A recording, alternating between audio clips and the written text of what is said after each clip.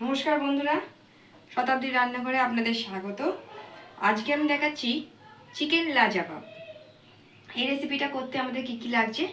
500 gram chicken নিয়ে এসেছি, হাড় বোন ছাড়া দুরকমই চিকেন আপনি ইউজ করবেন। এখানে চিকেনটা প্রথমে আমি ম্যারিনেট করে নিয়েছি। একটু টক দই, গোলমরিচের গুঁড়ো, একটু হলুদ, একটু নুন, একটু লাল কাশ্মীরি মির্চ ম্যারিনেট করে আমি রেখে দিয়েছি। এটা আধ ঘন্টার ওপর হয়ে গেছে আমার রাখা। অফ সাইডে আমি এখানে কেটে নিয়েছি ছোটো ছোটো করে কুচি কুচি করে পেঁয়াজ এবং কিছু টমেটো। চলুন এবার দেখে নেওয়া যায়। তেল অলরেডি আমি গরম করতে বসিয়ে দিয়েছি, তেল গরম হয়ে গেছে। এখান থেকে হাফ পেঁয়াজ আমি তেলে দিয়ে দেবো।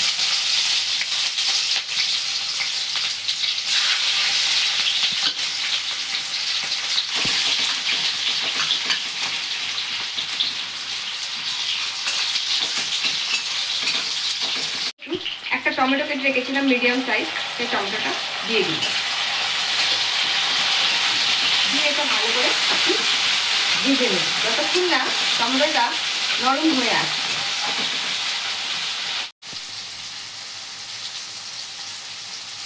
পেঁয়াজ আর টমেটো একসাথে দিয়েছিলাম, ভাজা হয়ে গেছে। এবার আমরা গ্যাসের ফ্লেমটাকে লো করে এটা মিক্সি গ্রাইন্ডারের পটে তুলে নেব।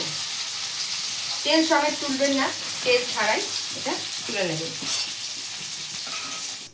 দেখা মিক্সি জারে সবটা দিয়ে আমি এগুলো এবার ব্লেন্ড করে নেব। জিনিসটা ব্লেন্ড হয়ে গেছে।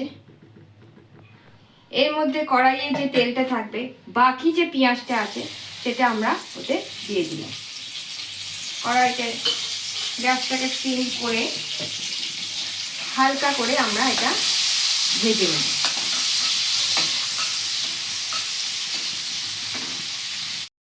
এখানে আমি আদা রসুন বাটা অল্প একটুখানি বেটে রেখেছি, 1.5 টেবিল স্পুন। ভাজা হয়ে গেছে। এবার আদা রসুন বাটাটা আমরা ওতে দিয়ে দিলাম।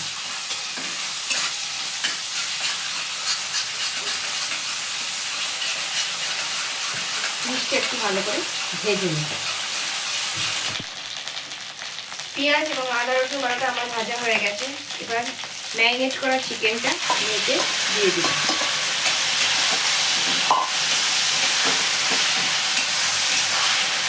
চিকেনটা আপনারা ভেজেও দিতে পারেন, আগে থেকে ভেজে তুলে রেখে, বা পরেও আপনি চিকেনটা দিতে পারেন। এবার এটা যতক্ষণ না তেল ছাড়ছে চিকেন থেকে, ততক্ষণ আমরা এটাকে কষাবো। তেল অলরেডি ছাড়তে শুরু করে দিয়েছে। আমরা আবার উল্টে পাল্টে ভালো করে এটাকে কষিয়ে নেব।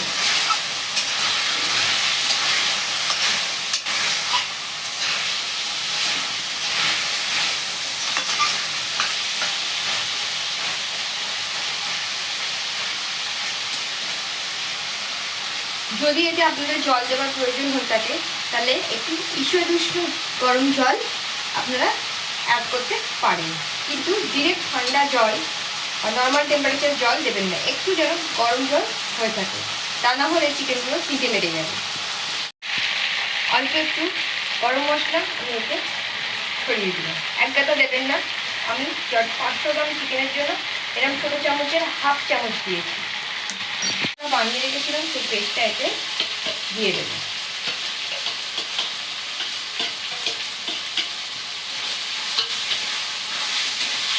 আবারও এটা কষা করছি মিনিট 2 মতো।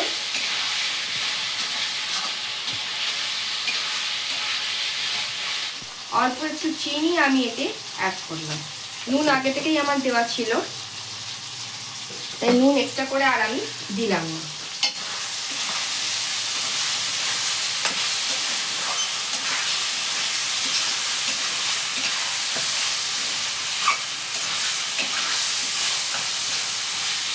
চিকেনটা আমি একটু সেদ্ধ করব, তার জন্য আমি আগে থেকে গরম জলটা যেটা করে রেখেছিলাম একটু দিয়ে দিলাম।